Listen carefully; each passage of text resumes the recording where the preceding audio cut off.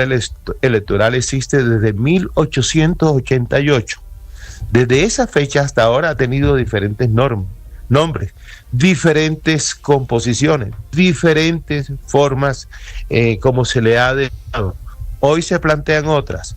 Lo que hoy tenemos es unos magistrados que después de elegirse en el Congreso de la República, cuando se sientan allá, no pueden actuar en nombre de su partido, sino con base en sus conocimientos jurídicos que le son propios y otros que le aportan los respectivos asesores. Doctor Lorduy, quiero hacerle una última pregunta sobre una expresión que utilizó anoche el presidente Gustavo Petro y que ha llamado poderosamente la atención y quisiera su opinión. El presidente dice que el CNE está al margen de la ley con esta decisión. ¿Qué opinión tiene al respecto? Es una opinión, pero las decisiones de si alguien está al margen de la ley le corresponden a las autoridades que corresponden.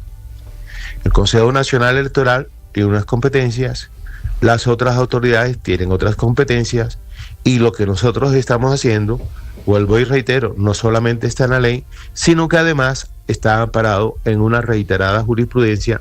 La última, la que tú leíste, sentencia del 6 de agosto del 2024. Allí el Consejo de Estado, que por cierto ha ratificado esa sentencia a partir de negativas de tutelas que se han presentado contra las mismas, ha determinado que nosotros somos competentes para investigar y sancionar a carácter administrativo las campañas electorales y sus representantes. Mire, doctor Lorduy, ¿qué le responde a quienes consideran que el Consejo Electoral con esta decisión de ayer le dio combustible político al presidente Petro, que terminó haciéndole un favor porque lo pone en el escenario que él domina con mayor destreza, que es la posibilidad de agitar, de convocar a las calles y de declararse perseguido? Lastimosamente no puedo opinar sobre las consecuencias de carácter político que pueda tomar esta decisión. Esta decisión la defendemos y yo, como presidente, en nombre de todos los magistrados, pues atiendo todos y cada uno de los interrogantes desde el punto de vista jurídico. Las consecuencias políticas serán o deberán ser evaluadas por otros actores. Son las 7:03 a.m. Es César Lorduy, presidente del Consejo Nacional Electoral de Colombia, hablando sobre la noticia del día, la formulación de cargos contra el presidente Gustavo Petro y su campaña por posible violación de topes en 2022, en primera y en segunda vuelta. Doctor Lorduy, muchas gracias. Muchas gracias a ti, Ricardo, muy amable.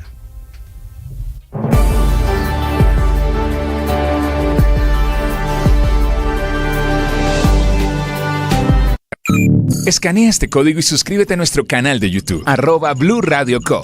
Y disfruta y participa de la programación de Blue Radio. Blue Radio, le ponemos cara a la radio. Blue Radio, la alternativa. Que podría ser la estrella en ascenso. Por otro lado, saludarlos, aquí estamos desde Mañanas Blue, enseguida.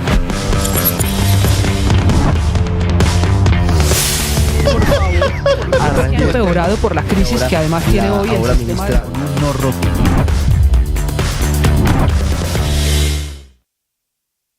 ¿Alguna vez escuchaste que un cura y una cantante se enamoraran en un bus?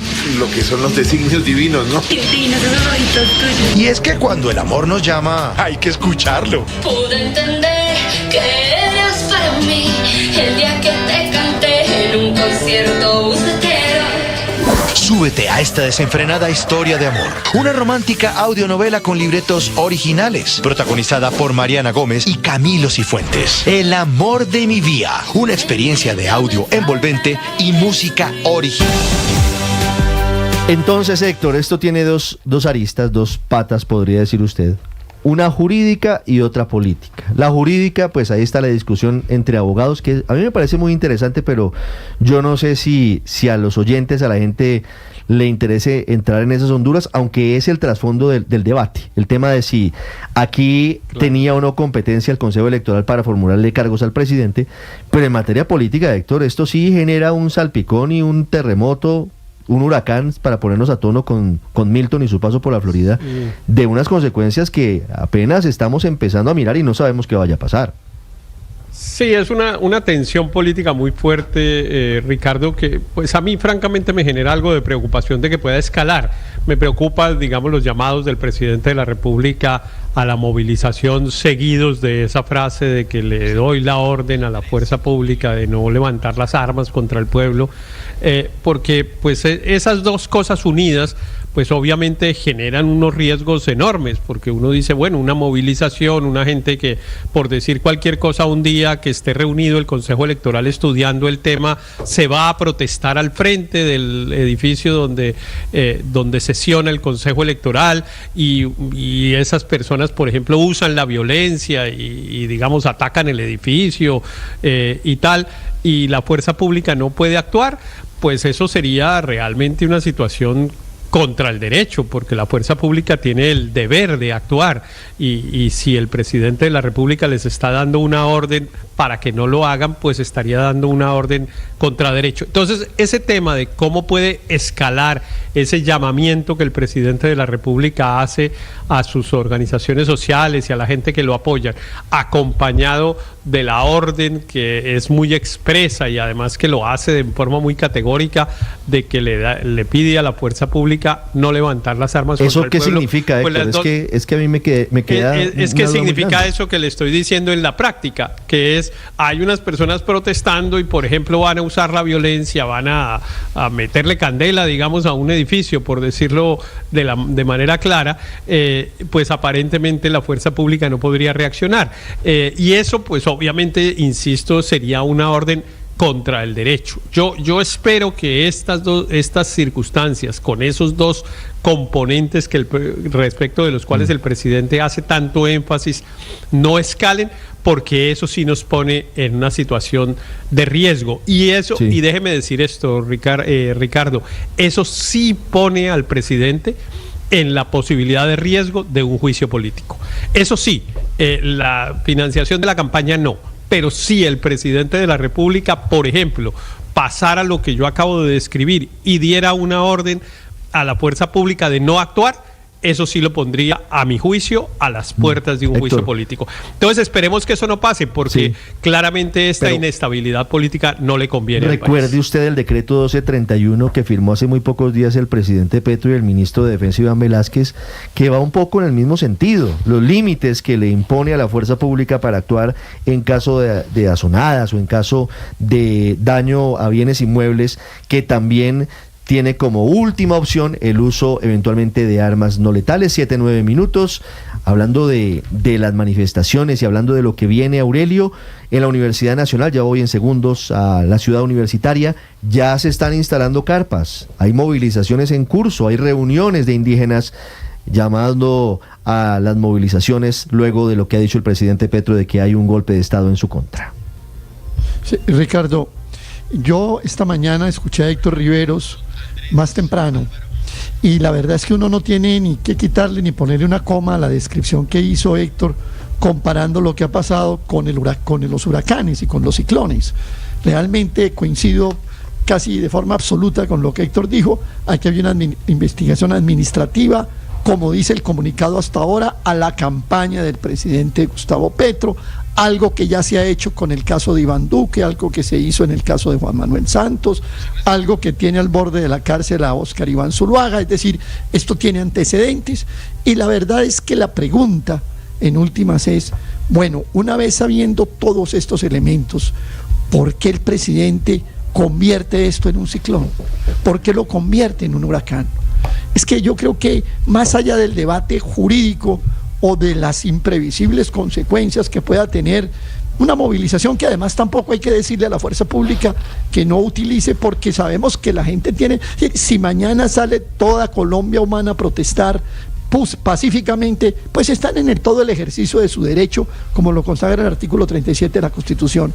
Pero ¿por qué esta connotación, esta avalancha que se desata frente a una investigación que simplemente va en una imputación de cargos que ellos pueden resolver y que podría no pasar nada? A mí me preocupa es que se trate de tirar un velo encima de las pruebas para desvirtuarlas, para digamos, colocarlas, como había dicho el mismo presidente, en la categoría de pruebas chambonas y entonces desvirtuar la investigación y terminan en el relato de que se trata simplemente de que se quiere tumbar al presidente.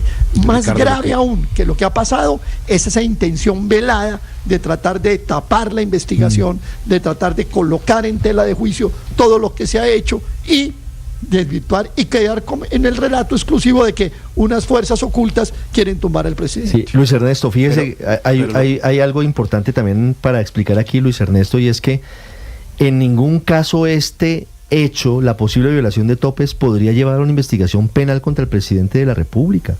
La ley es clara, la ley señala que solamente podría responder penalmente el candidato si hay financiación de la campaña con fuentes prohibidas. Pero la violación de topes no lo toca. Es decir, que en ningún caso, por ningún lado, hay la posibilidad de golpe de Estado de la que habla el presidente de la República.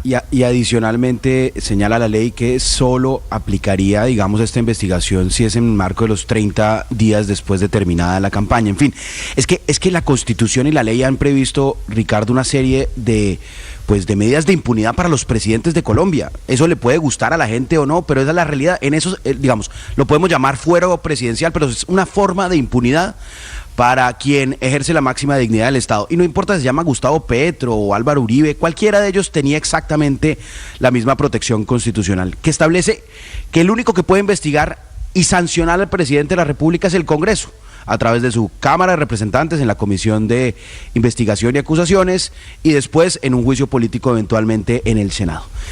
Y además, cuando, recordemos, el presidente Álvaro Uribe buscó la reelección, pues se hizo una ley especial justamente para la financiación de las campañas, que es la que hemos escuchado mencionar tanto en estos días, la 996 del 2005, en la cual... Exacto, la 996, que además una Corte Constitucional muy adversa al entonces presidente Álvaro Uribe declaró exequible, es decir, le dio la bendición porque reconoció que era importante tener unas reglas de juego especiales para los que aspiraran a la presidencia, para forma como financiaban sus campañas y cómo se adelantarían las investigaciones contra ellos. Y en esa ley reiteran lo que ya dice la Constitución y dicen, mire, el CNE claro que puede investigar campañas, claro que puede investigar a los gerentes, claro que puede investigar la financiación, esa es su responsabilidad. Lo que no puede hacer es investigar al presidente de la República y mucho menos sancionarlo. Y ahí es donde yo creo, Ricardo, que aunque es un tema jurídico, técnico, pues es un tema de mucho calado, porque lo que hizo ayer el CNE fue involucrar en la investigación al ciudadano Gustavo Petro Rego, que parece, se les olvidó, es el presidente de la República y goza de un fuero integral. Entonces, yo coincido con Héctor y con Aurelio que el camino de la movilización pues es desconocer que el mismo presidente también preside la institucionalidad de este país y tiene una serie de recursos. Primero, defenderse ante la arbitrariedad que comete el CNE con los recursos a los que tiene lugar. Pero adicionalmente, este desafuero lo puede frenar en el Consejo de Estado. En el Consejo de Estado puede presentar el presidente, no tiene que salir a las calles a movilizar, no, puede presentar una demanda en el Consejo de Estado de nulidad a esta decisión del CNE o a las decisiones que llegaran a tomar. ¿Por qué? Porque ese mismo Consejo de Estado ya lo protegió y lo amparó cuando él era alcalde y el ex procurador Ordóñez arbitrariamente lo sacó de su cargo. Es decir, nosotros tenemos que defender la institucionalidad de este país y reconocer que en este caso el CNE comete un desafuero y pues la ahí verdad, está, pero Ricardo, ¿por qué desafuero? Ahí Si está la la ley discusión. le da, la ley pues porque le no da tiene la facultad, competencia. María Consuelo. La ley no le da la no para investigar al presidente. Y lo confirmó. Es que están No para investigar investigando al la presidente. campaña. Están investigando la campaña. Y lo No, dice. de pronto no viste el comunicado, 19. María Consuelo. Claro que sí lo vi. El claro comunicado que sí. dice claramente que están investigando. Leí la ley también. La ley 996 del 2005 dice en el artículo 19 quiénes son los responsables y quiénes deben responder: el gerente, el tesorero y el auditor de la campaña. Y en el artículo 21 la ley lo que dice es que el Consejo Nacional Electoral debe adelantar las investigaciones. Después se compulsarán copias, como dijo el presidente del CNE, si se cumple el debido proceso. Es que a mí me parece muy interesante como ni el mismo presidente tiene una postura clara en esto, porque en su alocución de ayer, la mitad de la alocución es para desmentir las pruebas. Y la otra mitad es para decir, es para desprestigiar al Consejo Nacional Electoral. Entonces, al fin, ¿qué? ¿Vamos a desprestigiar al Consejo Nacional Electoral o vamos a controvertir las pruebas? María Consuelo, si todo es como tú dices que es así, la ley dice las cosas que tú dices que dijeron, ¿por qué mencionan al presidente Gustavo Petro? Porque era candidato, por ese pequeño detalle. Yo le leo pero no está 19. mencionado en la ley. El artículo 19 Tú misma acabas de decir que los responsables son el gerente. No quiero que eso se convierta en consultorio jurídico, Héctor. No, lo dice la ley. Le leo el artículo 19. Responsables de la rendición de cuentas. Claro. El gerente de campañas será el responsable de la rendición pública de informes de cuentas de las campañas en las que participen. Punto. El candidato presidencial, ahí lo dice, el gerente, el tesorero y el auditor de las campañas responderán solidariamente por la oportuna presentación de los informes contables y por el debido cumplimiento del régimen de financiación de campañas. Cualquier modificación en la designación del gerente, el tesorero, el auditor de las campañas será informada a la autoridad que él era electoral. El candidato en su momento, Ricardo, y entonces Ahí además, está la discusión. La ley fue declarada exequible por la Corte Constitucional en el mismo año 2005, y eso también me lo leí, Luis Ernesto. Entonces, esa misma ley, María Consuelo, dice con claridad en el artículo 21 que el ganador de las elecciones, te leo también el artículo, el numeral cuarto, en el caso del ganador de las elecciones presidenciales, el Congreso, no el CNE, el Congreso podrá decretar la pérdida del cargo según el procedimiento contemplado para las investigaciones. Parágrafo. Es que no estamos hablando la denuncia de eso. Por violación de los topes de la campaña deberá ser presentada dentro de los 30 días siguientes a la fecha de la elección presidencial, cosa que no ocurrió. Que no ocurrió para este pues caso. En ese momento, el CNE no está investigando fundamentado en lo que la ley establece y por eso también se extralimita, porque está investigando no a cualquier candidato, está investigando al ganador de las elecciones. 7-18, Héctor. El punto aquí hay una fase para controvertir las pruebas. El presidente ayer en su alocución empezó con esa fase, pero a renglón seguido empieza a desprestigiar, a decir que son magistrados prepagos a convocar a que incendien el país, en fin, todo eso pero mire, es que ya son consecuencias políticas. Aquí hay unos temas, digamos, que son muy... ¿Hay fuente de derecho para que ellos investiguen la ley? No, la respuesta es no. A mí me parece que sí. Es no. A mí me parece que sí, y al Consejo de Estado también le pareció que sí. En contra del presidente de la República, la respuesta es no. Al Consejo de Estado también le pareció que sí. Su respuesta es no, pero al Consejo de Estado le pareció que sí. Y están cumpliendo, el Consejo Nacional Electoral está cumpliendo con lo que le dice la ley, que es investigar. Porque el tema de las responsabilidades vendrá en la Cámara.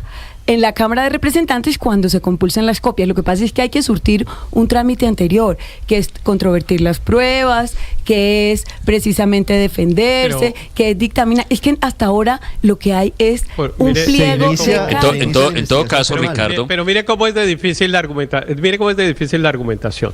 La razón por la cual están llamando a Gustavo Petro supuestamente es porque la ley dice, efectivamente lo dice en un texto además técnicamente muy mal hecho, que dice que el candidato y otros tal vez, pero el candidato son responsables solidariamente.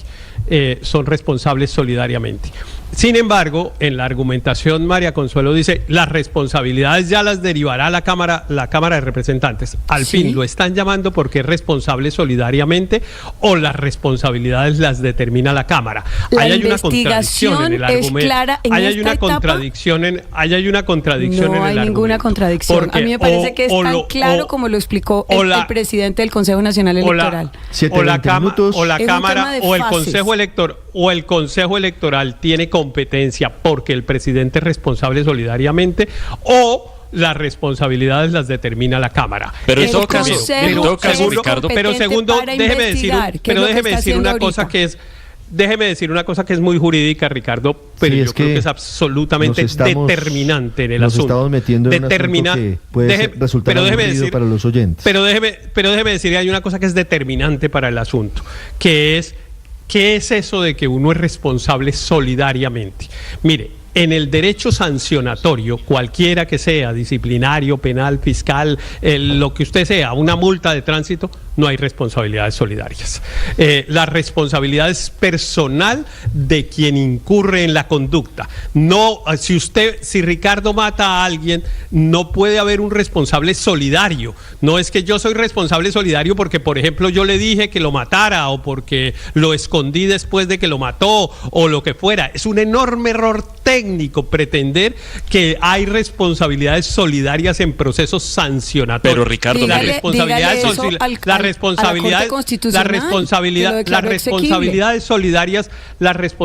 solidarias son patrimoniales. Si Ricardo debe 1.000 millones de pesos y yo soy responsable solidariamente con él, me pueden cobrar los 1.000 millones de pesos a mí. La sanción administrativa.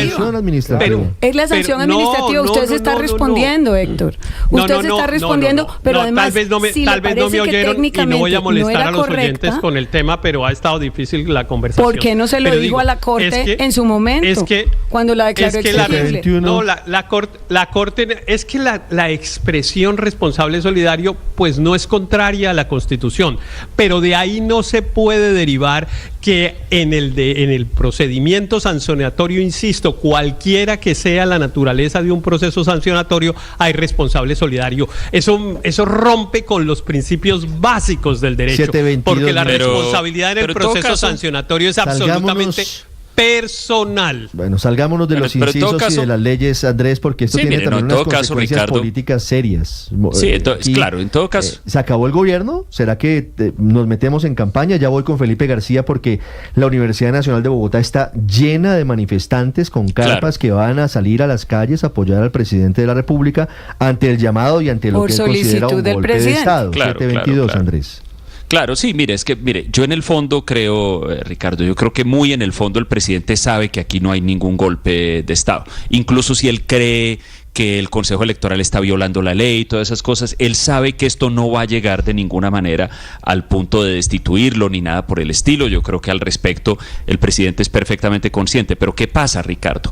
Este ejercicio de llamado a la movilización, este ejercicio de victimización y este ejercicio de construir una narrativa heroica sobre sí mismo, póngase a pensar, es lo único que le queda al presidente frente a los resultados de su gobierno, frente a las frustraciones que se han venido acumulando de lo que era el proyecto del cambio. El presidente llega a la presidencia en 2022 convencido de que detrás de él hay una gran fuerza, como una marejada popular que va a salir a las calles y se va a manifestar, y así todas sus reformas, todos sus proyectos van a ser empujados por esa gran marejada popular. En la medida en que esas cosas no han ocurrido y que el gobierno ha terminado simplemente como cualquier otro gobierno, administrando un día a día lleno de problemas, lleno de dificultades, escándalos, etcétera.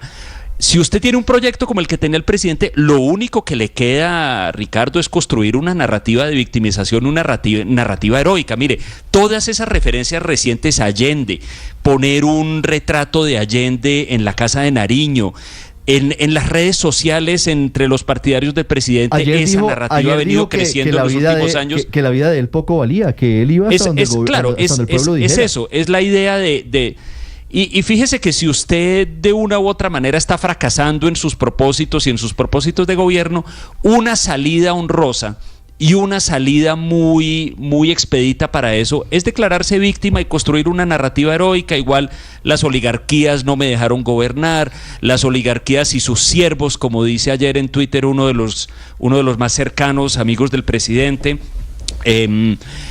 no me dejaron gobernar, no me dejaron hacer nada, se opusieron a la voluntad del pueblo, etcétera, etcétera.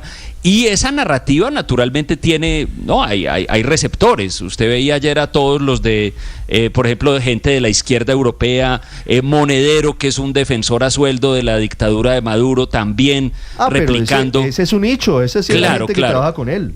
Irene Montero, en fin, eso tiene algunos oídos. Ahí están, según usted nos acaba de contar, están preparando. De los colombianos se cree en el cuento. Pues yo no sé si se cree en ese cuento. O sea, la favorabilidad del presidente no necesariamente coincide con creer o apoyar o suscribir absolutamente todas las cosas que diga el presidente. Entonces yo no sé si el 30% de los colombianos cree esa historia del golpe o no. Yo francamente creo que no. Creo que eso es más bien minoritario. Seguramente vamos a ver manifestaciones, seguramente habrá movilizaciones. No sé, yo no creo que alcancen el nivel que el presidente espera, y por eso mi preocupación, Ricardo, hacia el futuro es cómo escala esto. Porque si esto no le sale bien al presidente, o sea, si no se produce esa especie de gran levantamiento popular que él está esperando, ¿qué viene después? En esa lógica de la Ricardo, victimización, mire, y de la narrativa heroica. Eso en particular es mi preocupación, porque todavía faltan 2 años. Lo que tiene que pasar, Ricardo, es que se respeten las instituciones y que esperemos, Ricardo, a que avancen las investigaciones y que se entablen los recursos de ley correspondientes. Luis Ernesto, 726. Ricardo, tengo a la maestra Alba Lucía Velázquez en línea. Hoy presidente en segundos de la los República. Deportes, en segundos el padre Alberto Linero. Muy corto, Luis Ernesto, por favor. El presidente es hoy presidente de la República por la arbitrariedad que cometió Alejandro Ordóñez y porque supo cómo convertir eso en votos y capitalizarlo políticamente. La arbitrariedad, torpeza, diría más que arbitrariedad, que cometió el CNE, lo va a capitalizar, porque de ese proceso no va a pasar nada. El 19 de agosto del próximo año vencen los términos, caduca la facultad del CNE de sancionarlo y ahí se va a quedar esa investigación, no va a pasar absolutamente nada en lo jurídico. No va a pasar absolutamente. Yo no estoy sufriendo. No, yo no estoy sufriendo. Lo que pasa es que por lo menos trato de hacer un análisis riguroso en lo jurídico. Y cuando eso pase, lo que se le está dando es munición a la campaña del presidente. 727. Y va a pasar lo mismo que en Bogotá. Lo que no se hizo en Bogotá, a todo el mundo se le olvidó porque todo se trataba de movilización. Y ahorita, lamentablemente para el país, la incompetencia del gobierno otra vez va a quedar diluida en esto. El presidente en campaña, el gobierno en campaña. Álvaro, 727. Ricardo, aquí no estamos sufriendo, sino analizando, porque pues es nuestra función. Por ejemplo, que si se está violando el fuero presidencial, y es evidente que sí, el fuero presidencial no es relativo, es total. ¿Por qué la tienen la mayoría de los países? Pues para evitar que la estabilidad del Estado quede en manos de procesos judiciales y administrativos que, si se permiten, obviamente los enemigos políticos van a tratar de iniciar como están haciendo acá. Por eso es que es el único ciudadano a quien juzga el Congreso, el presidente de la República. Y este proceso es complejo, tiene 2 etapas. Va a desembocar en una investigación en el Congreso que puede quitarle la investidura al presidente. No se agota con sanción administrativa, como dicen algunos, de que se preocupan que es solo administrativo. No es solo administrativo, porque va a tener una segunda etapa. Así como en el Congreso la Cámara investiga y el Senado condena, aquí va a haber esas 2 etapas. Pero la pregunta es ¿por qué se comete semejante exabrupto legal? Pues por razones políticas. Esta es una investigación política porque la hace un tribunal político, no jurídico, que toma una decisión política, no jurídica. Pero los hechos son objetivos, Álvaro, políticos. Se volaron los topes. Y el Consejo de Estado ya se pronunció. Eso es otra cosa, estamos hablando de investigar al presidente de la República. Entonces se pregunta uno por qué están cometiendo semejante barbaridad jurídica y semejante torpeza política. Porque es que el sistema político con Petro no para de equivocarse, se ha equivocado siempre. A punta de equivocaciones le pavimentaron la llegada a la presidencia de la República.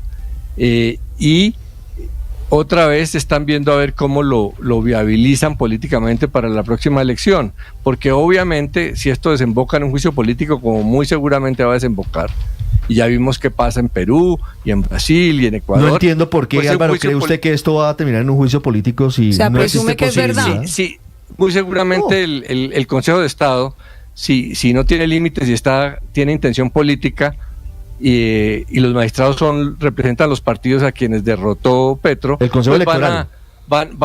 Consejo Electoral, van a condenarlo. Sí. Con una sanción administrativa, sí. Y eso va a ir a la Cámara de Representantes y allá van a intentar un juicio político, porque eso es la intención de esto. Álvaro. Y ese juicio político solo le va a beneficiar a Petro, porque va a decir lo evidente, la verdad que es un sistema político que no veo una posibilidad, que como en el caso de este como el caso de la Procuraduría con Ordóñez, quiere sacarlo ilegalmente, y es otro suicidio, otra torpeza que comete el sistema político con Petro. 730. Si no hubieran cometido tantos errores en el gobierno Duque, la llegada al poder de Petro no habría sido tan fácil, pero enceguecidos, petrificados,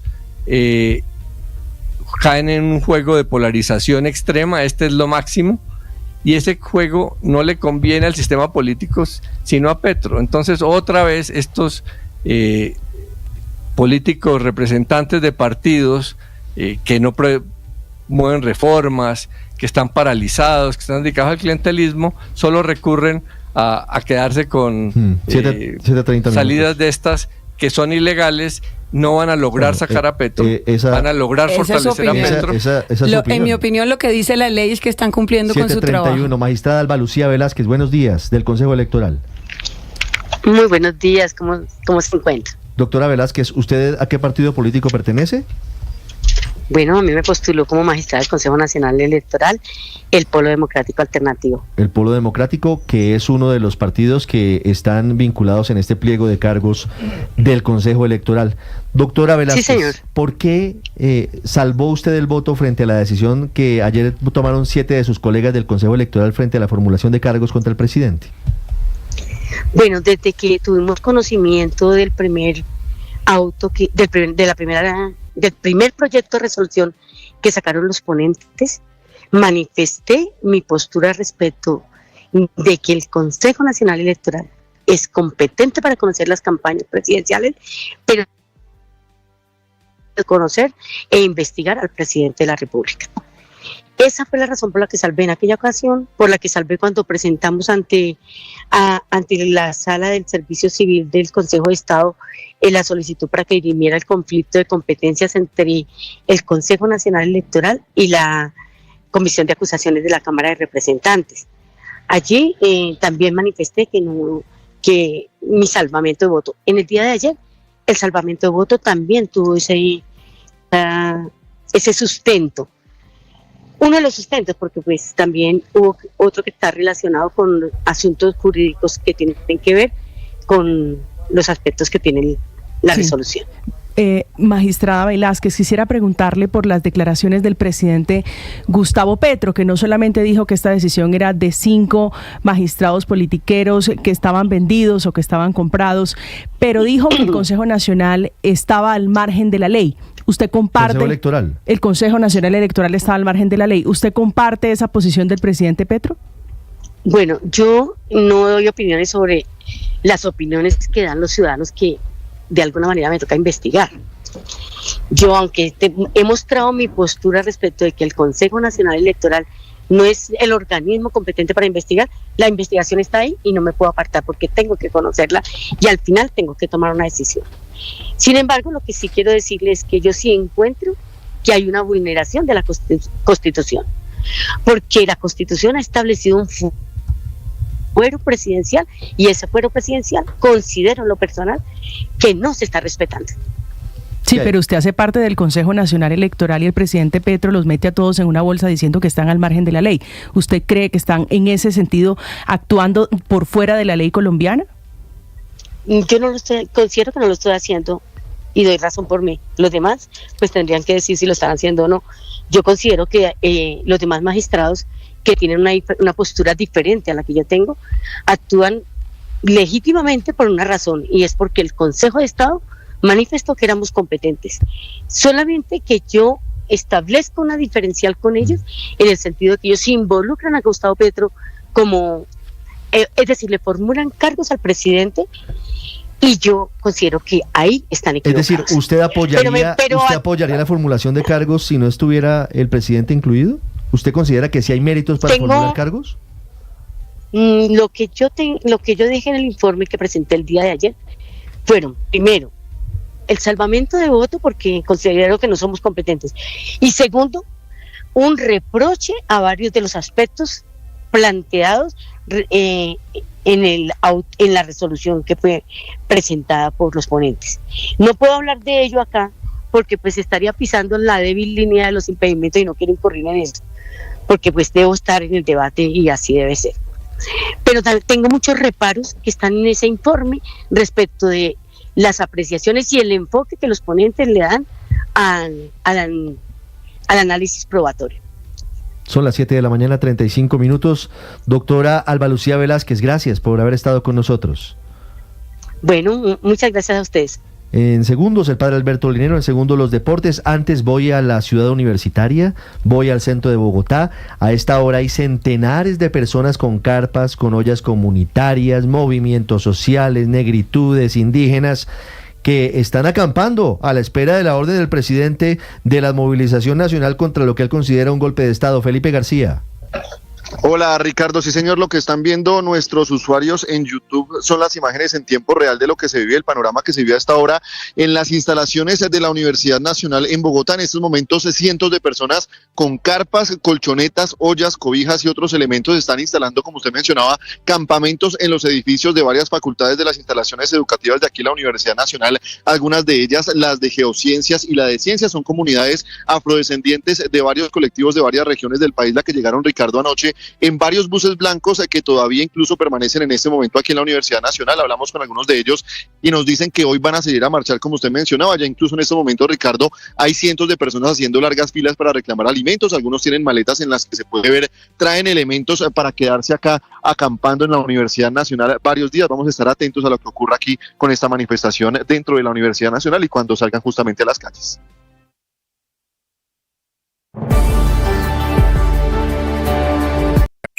Escanea este código y suscríbete a nuestro canal de YouTube, @Blue Radio Co. Y disfruta y participa de la programación de Blue Radio. Blue Radio, le ponemos cara a la radio. Blue Radio, la alternativa.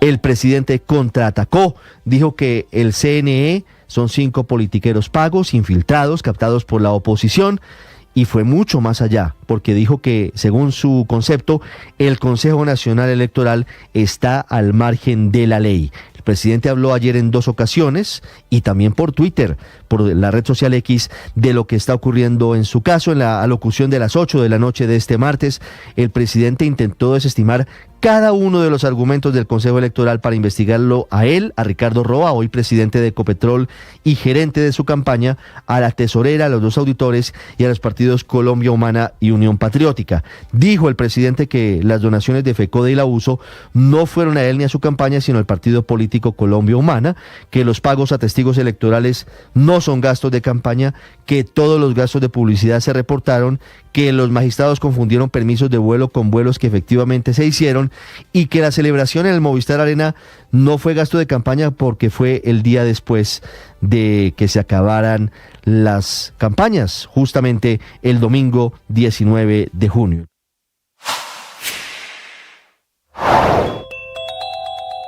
El secretariado de las FARC quiere una sola sentencia por sus crímenes y por eso está renunciando a su presunción de inocencia. El ofrecimiento llega después de casi 8 años de la firma del acuerdo de paz, que está firmado este documento por 7 exjefes de la guerrilla, entre ellos el que fue su último máximo comandante, alias Timochenko. Lo que piden es ser declarados máximos responsables de todos los hechos ocurridos durante, con ocasión y en relación directa con el conflicto armado realizados por el personal que estaba a su cargo, es decir, la base guerrillera, pero además que todos los procesos y sentencias que están en la justicia ordinaria y los procesos y condenas ocurridos fuera del territorio colombiano sean asumidas por la justicia transicional. Entre lo que aceptarán están los delitos de violencia sexual y esclavitud, de los más graves. Allí están los trabajos forzados a los que sometieron a las víctimas, especialmente del secuestro, y que de momento se han negado a aceptar. Si la JEP les dice sí, estaríamos frente a una amnistía más amplia posible y tendrían que emitir una única resolución de conclusiones y una única sanción propia que va de 5 a 8 años.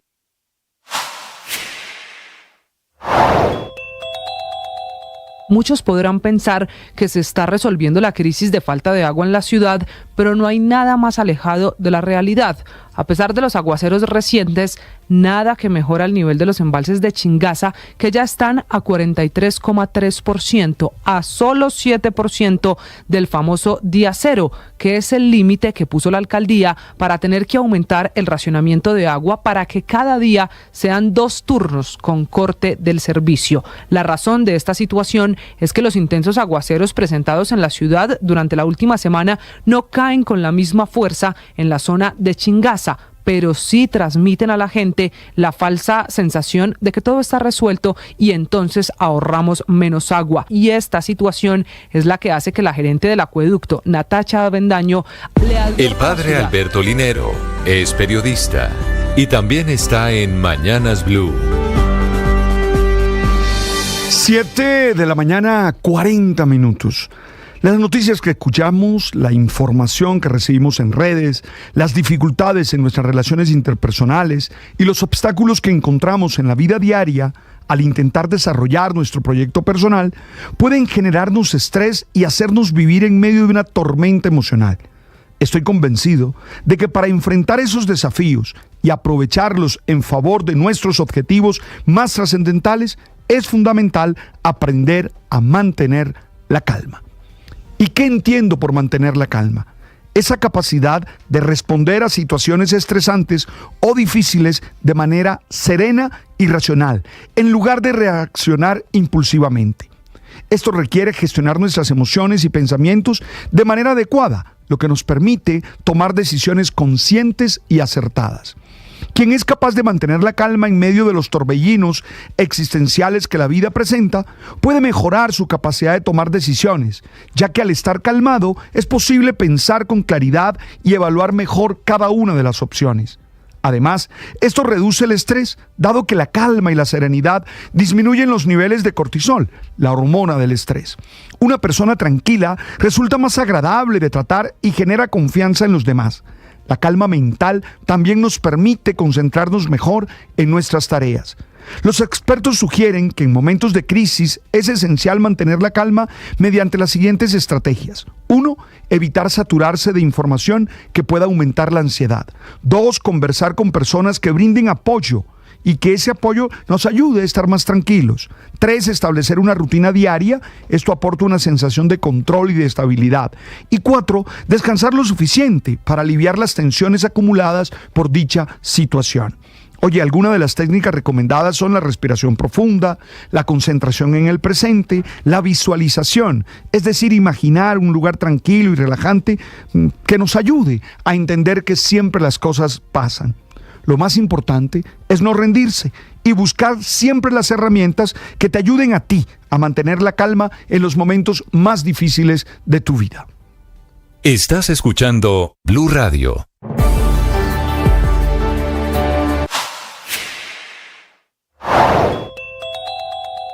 En el Senado de la República fue radicado el proyecto de reforma a la justicia propuesta por el Gobierno Nacional. Esto por la ministra de Justicia, Ángela María Buitrago, el presidente de la Corte Suprema de Justicia, Gerson Chaverra, y la fiscal general, Luisa Adriana Camargo. Lo que quisimos fue, en un tiempo corto, pero con un estudio serio, proponerle al país una reforma pequeña, una reforma sustancial, que en unos pocos artículos nos permita dinamizar dos cosas: los mecanismos premiales y todos los mecanismos de determinación anticipada del proceso.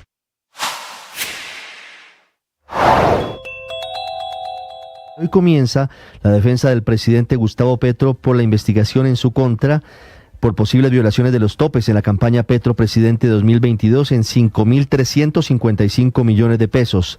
Es la cifra exacta que da ayer el Consejo Nacional Electoral, que formula pliego de cargos contra el jefe del Estado y en contra de su campaña.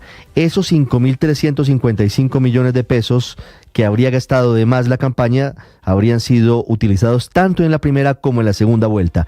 Aunque es una investigación con efectos administrativos que podría terminar en sanciones económicas, una multa en particular contra el jefe del Estado, el presidente dijo anoche que este es el primer paso del golpe de Estado.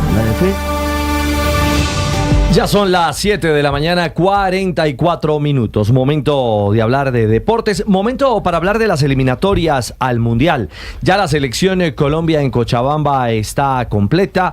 Hoy es último día de trabajos porque ya se empieza a armar. Cristian Marín, usted en Cochabamba, la operación para viajar a El Alto. Buenos días. Hola Richie, ¿qué tal? Cordial saludo para usted, para todos los compañeros. 8 de la mañana, 44 minutos en suelo boliviano.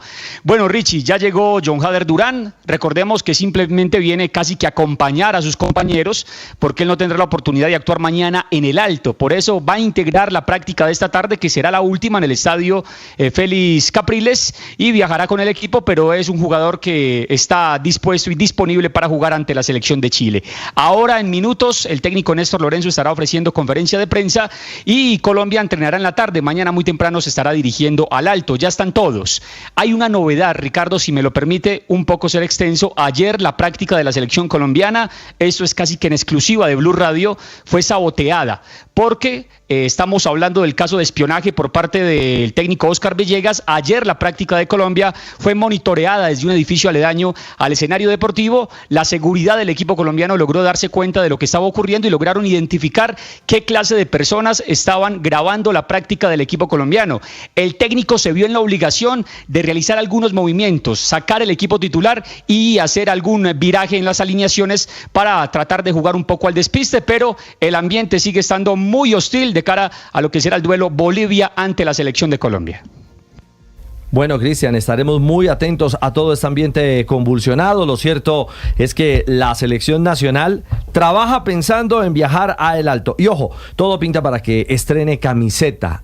Será blanca, haciendo un homenaje al suramericano de 1945, que fue el primer torneo oficial de Conmebol que jugó nuestra selección nacional. Camisa blanca con el tricolor de la bandera en franjas horizontales. Así que veremos si ese bonito diseño que la firma patrocinadora Adidas ya ha lanzado, ha hecho oficial, será la prenda, la camiseta con la que mañana a las 3 de la tarde hora de Colombia nuestra selección enfrente a Bolivia. Juego que por supuesto estará aquí en Blue y en la señal del Gol Caracol. El partido que está en veremos es el de Venezuela y Argentina.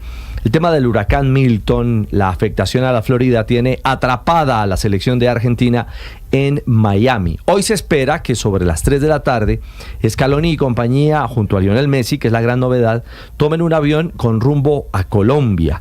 ¿Por qué a Colombia? Porque por temas diplomáticos y políticos no puede aterrizar directamente un avión de Miami en territorio venezolano. Es decir, ese avión, si logra salir de Miami, si lo permiten las condiciones climáticas, estaría aterrizando en Barranquilla y luego volando a Maturín para concentrarse de cara al juego de mañana en la tarde. Si hay dificultades, ese partido por parte de FIFA y Conmebol podría ser reprogramado para el día viernes. Aún no hay confirmación. Hablamos de Copa Colombia porque Bucaramanga ya dio paso firme a cuartos de final, dejó en la ruta Millonarios. 1-1 fue el resultado final del compromiso en los 90 minutos. Andrés Ponce marcó el 1-0 y Sergio Mosquera para Millonarios igualó el partido. Esto obligó a ir a serie de cobros desde el punto penal. Allí el Leopardo, el campeón de Colombia, ganó 4-2. En el trámite del partido, Novoa, el arquero de Millos, en la primera parte fue la gran figura. Sacó 6 claras opciones de gol, clarísimas opciones de gol del conjunto Leopardo, mientras que Sambuesa en los 90 regulares, con ese tacón fenomenal en asistencia de gol, fue la gran figura. Al final, Aldair Quintana atajó 2 cobros de Millos y eso sí, quedó en el radar que el VAR, que hizo ausencia, no hace parte de la estructura de esta Copa Colombia en esta fase de octavos de final, hizo una inmensa falta. 4 acciones polémicas. La primera, una patada del central Zapata a Jordana, una imprudencia, era penalti para Millonarios. Luego una acción discutible, una mano de Jiménez en una jugada previa de Mantilla. La gente de Millos dice que está en posición antinatural. Bueno, esa digamos que es discutible. En la parte complementaria, Inestrosa derribó por la espalda fuerte a Leo Castro en el área. Otra acción que reclama Gamero y Millos como pena máxima. Y la última, una de Jiménez que derribó a Mantilla, se anticipa Mantilla, punteó la pelota y el central, el señor Ararat, que fue el árbitro del compromiso, Norberto Ararat, no lo consideró. Lo cierto es que los cuartos de final de la Copa están con América y Cali, habrá clásico en cuartos, Boyacá Chico, Independiente Medellín y Deportivo Pasto frente al Atlético Bucaramanga. Claro, sumado a la llave entre Jaguares y Atlético Nacional. Es el panorama a esta hora. Más adelante les contaremos de los líos, la movida de Miguel Ángel Borja, el escándalo supuestamente por maltrato a sus hijos en territorio argentino, un tema que parece ya resuelto pronto por las autoridades, y de Jürgen Klopp, que dijo no volvería a dirigir y ya es un hecho, volverá a ser entrenador el técnico alemán ex Liverpool. 7:49, los deportes a esta hora en Mañanas Blue. Estás escuchando Blue Radio.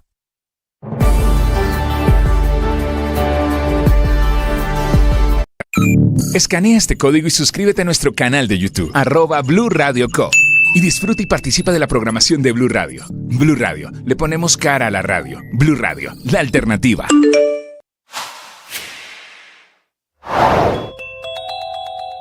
El presidente contraatacó, dijo que el CNE son 5 politiqueros pagos, infiltrados, captados por la oposición, y fue mucho más allá, porque dijo que, según su concepto, el Consejo Nacional Electoral está al margen de la ley. El presidente habló ayer en 2 ocasiones y también por Twitter, por la red social X, de lo que está ocurriendo en su caso. En la alocución de las 8 de la noche de este martes, el presidente intentó desestimar cada uno de los argumentos del Consejo Electoral para investigarlo a él, a Ricardo Roa, hoy presidente de Ecopetrol y gerente de su campaña, a la tesorera, a los 2 auditores y a los partidos Colombia Humana y Unión Patriótica. Dijo el presidente que las donaciones de FECODE y la USO no fueron a él ni a su campaña, sino al partido político Colombia Humana, que los pagos a testigos electorales no son gastos de campaña, que todos los gastos de publicidad se reportaron, que los magistrados confundieron permisos de vuelo con vuelos que efectivamente se hicieron, y que la celebración en el Movistar Arena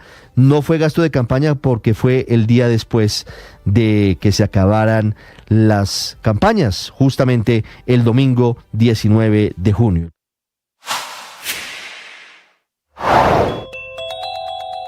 El secretariado de las FARC quiere una sola sentencia por sus crímenes y por eso está renunciando a su presunción de inocencia. El ofrecimiento llega después de casi 8 años de la firma del acuerdo de paz, que está firmado este documento por 7 exjefes de la guerrilla, entre ellos el que fue su último máximo comandante, alias Timochenko. Lo que piden es ser declarados máximos responsables de todos los hechos ocurridos durante, con ocasión y en relación directa con el conflicto armado. 7:52, baja a categoría 4 en la escala Saffir-Simpson. El huracán Milton sigue siendo potencialmente destructivo y avanza por el Mar Caribe rumbo a la costa oeste de la Florida. Juan Camilo. Ricardo, es bueno hacer esa salvedad porque es uno de los mensajes de las autoridades. No importa, o más bien, es cierto, Milton está siendo degradado a categoría 4, pero aún es un huracán potencialmente destructivo que generará efectos devastadores y que puede asesinar mucha gente si no se siguen las órdenes de evacuación. Tiene vientos sostenidos en estos momentos de unos 250 kilómetros por hora. Se encuentra ubicado a unos 405 kilómetros hacia el suroccidente de Tampa. Recordemos que se espera que toque tierra en la noche de este miércoles, en la madrugada de este jueves. Por tanto, son las últimas horas que quedan para que se adelante esa evacuación. Las personas que aún se encuentran allí en Tampa, el mensaje de las autoridades ha sido que aprovechen para evacuar, recordando que las vías principales, las autopistas, están totalmente atascadas por las filas interminables de vehículos, de personas, de miles de personas que tratan de salir de lo que será el área de Tampa, la bahía de Tampa, donde golpeará este huracán Milton. Lo que se ha dicho también por parte de las autoridades es que no crean que hay mucha desinformación por ahí rondando, que las autoridades han dispuesto una serie de efectivos, particularmente 5.000 efectivos de la Guardia Nacional, por ejemplo, que ya han sido desplegados para atender en las labores de atención de la crisis. Hay otros 3.000 efectivos que están listos para ser desplegados de ser necesario. También se ha desplegado equipo de la Agencia Federal para el Manejo de Desastres, el FEMA, y se han adelantado distintos refugios para las miles de personas que están saliendo de la zona de influencia de allí, de la bahía de Tampa. Se han suspendido operaciones, ya habían sido suspendidas operaciones en el aeropuerto de Tampa ayer. Esta mañana hace alrededor de 1 hora se suspendieron formalmente operaciones en el aeropuerto de Orlando, varios aeropuertos en el área de Florida que se verá impactada por cuenta del huracán Milton. Entonces sí, se ha degradado a categoría 4. Se cree ahora que de acuerdo al trayecto del huracán tocará tierra como categoría 4, con vientos destructivos, posibilidad de inundaciones de hasta 3 metros, 4 metros. Entonces la alerta sigue siendo la máxima para este huracán, que sería el más poderoso en un siglo que golpea Florida. Sobre esas inundaciones que se tienen previstas, sobre la marejada, que es lo más peligroso llegando Milton a las costas del oeste de la Florida, estoy impresionado con las simulaciones que están presentando los canales de la televisión sobre cómo sería el impacto de las inundaciones, cómo empieza a subir el nivel del agua y la forma en la que sería absolutamente catastrófico el paso de Milton por Tampa y por las ciudades cercanas. Esas simulaciones, esas animaciones son muy impresionantes. Son impresionantes, y allí es prácticamente una institución de Weather Channel, el canal del clima aquí de los Estados Unidos, que la verdad es que tiene un equipo tremendo de graficación, de animaciones. Ellos hacen como una especie de realidad aumentada, donde sí colocan el nivel del agua de lo que subiría alrededor del presentador, y muestran al mismo tiempo cómo quedarían los barrios, por ejemplo en este caso de Tampa, con los vehículos totalmente inundados, casas inundadas, que son marejadas que traen también consigo escombros, que traen también, pueden traer químicos, pueden traer todo tipo de peligros. No solamente es el agua, sino todo lo que trae el agua consigo. Y sí, naturalmente uno ve eso y son animaciones un poco catastróficas, pero es la realidad de lo que puede pasar. 7:56, Juan Camilo, gracias. En el Vaticano se confirma el viernes encuentro del Papa Francisco con el presidente de Ucrania, Enrique Rodríguez. Como Volodymyr Zelensky, será el próximo viernes a partir de las 9:30 de la mañana, hora local, lo que será en Colombia las 2:30 de la madrugada. Acabamos de conocer esa reunión, ha sido a través de un breve comunicado que ha emitido la Santa Sede. Sin embargo, nos llama la atención que esa reunión vendrá precedida de otra, con otro presidente de gobierno, en este caso con el español, con Pedro Sánchez, que tiene previsto, si el horario se mantiene, encontrarse con el Papa Francisco a partir de las 9 de la mañana del próximo viernes. Así que si se cumplen los horarios previstos, el encuentro entre Pedro Sánchez y el máximo responsable de la Iglesia Católica tendrá una duración aproximada de media hora. Eso podría parecer poco porque, según el comunicado publicado en este caso por el gobierno de España, la reunión entre ambos líderes, entre Pedro Sánchez y el Papa Francisco, se debe a la gravedad de los acontecimientos en Oriente Próximo. El presidente Sánchez, sigue ese comunicado del Palacio de la Moncloa, quiere continuar aunando esfuerzos en favor de la paz, instando a la diplomacia y al diálogo frente a la vía militar. De hecho, tras esa reunión irá a una cumbre en Chipre, la cumbre que reúne a los países del sur de Europa para debatir cuestiones de interés común antes del próximo Consejo Europeo. En lo que se refiere a la entrevista con Zelensky, recordemos que el Papa Francisco ha recibido más de una vez alguna crítica como consecuencia de sus posicionamientos en lo que se refiere a la guerra de Ucrania, que si bien ha condenado ese conflicto, muchas veces se le ha olvidado o ha obviado de manera deliberada la palabra Rusia, que es en última instancia quien ha causado esa guerra y esa invasión, Ricardo. 7:57, saludo en un minuto a la ministra de Justicia, hablando de uno de los proyectos que conforman el paquete de reforma judicial del gobierno Petro. Estás escuchando Blue Radio. Escanea este código y suscríbete a nuestro canal de YouTube, @Blue Radio Co. Y disfruta y participa de la programación de Blue Radio. Blue Radio, le ponemos cara a la radio. Blue Radio, la alternativa.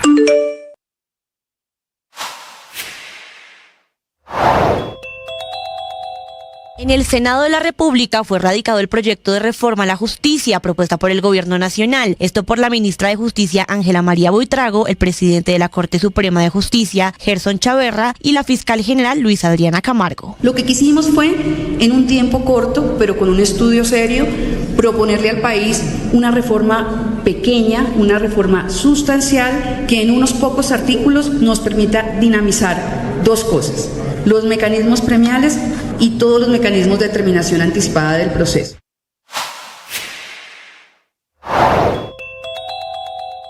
Riesgo de apagón a la vista, alerta que lanzan los gremios de energía del país ante las bajas lluvias de los embalses y la falta de gas natural para garantizar la totalidad de la demanda nacional, con un faltante que va a ser del 12% a partir del 1 de diciembre, es decir, ya a la vuelta de la esquina, y que crecerá hasta llegar al 30% a finales de 2025 y durante 2026, según el comunicado conjunto que lanzaron ayer Andesco, Colgen, Andec, Agropolis, Naturgas y... Tiene solo 13 artículos el proyecto que presentaron ayer la ministra de Justicia Ángela María Buitrago, la fiscal general Luz Adriana Camargo y el presidente de la Corte Suprema de Justicia Gerson Chaverra. Es un proyecto que pretende darle de nuevo fuerza a lo que significaba uno de los ejes del sistema penal acusatorio: los beneficios penales a cambio de colaboración efectiva con la justicia. Eso se ha venido perdiendo por cuenta de que cada día son mucho más rígidas las condiciones, los requisitos que se imponen para que se pueda hablar de principios de oportunidad, de preacuerdos o de aceptaciones de cargos. Tiene puntos controvertidos, por supuesto, de lo que hablaremos en segundos. Señora ministra de Justicia Ángela María Buitrago, buenos días, ministra. Ricardo, buenos días, un gusto oírlos. Ministra, el eje de este proyecto, exactamente cuál es, ¿qué se busca con este proyecto? ¿Cuántos preacuerdos, cuántos beneficios o qué se busca en materia de descongestión de la justicia con este proyecto?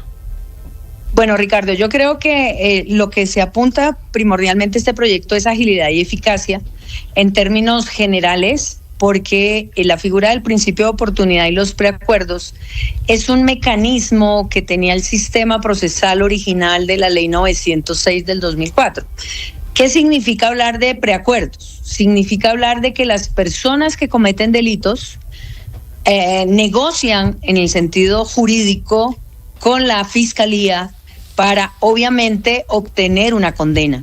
Y esto significa que las personas, al entregar información sobre los hechos que cometieron, lo que permiten es agilizar el procedimiento y no tener que esperar tantos años para llegar a una condena, sino que le entregan a la fiscalía todos los elementos para que la fiscalía produzca la acusación y el juez produzca la condena.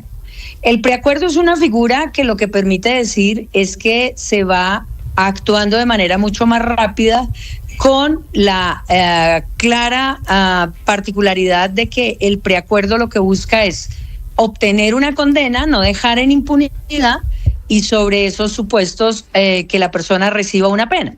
Pero cuando esto pasa y se acortan los tiempos y él mismo, digamos, ayuda a levantar el material probatorio, lo que sucede es que la fiscalía le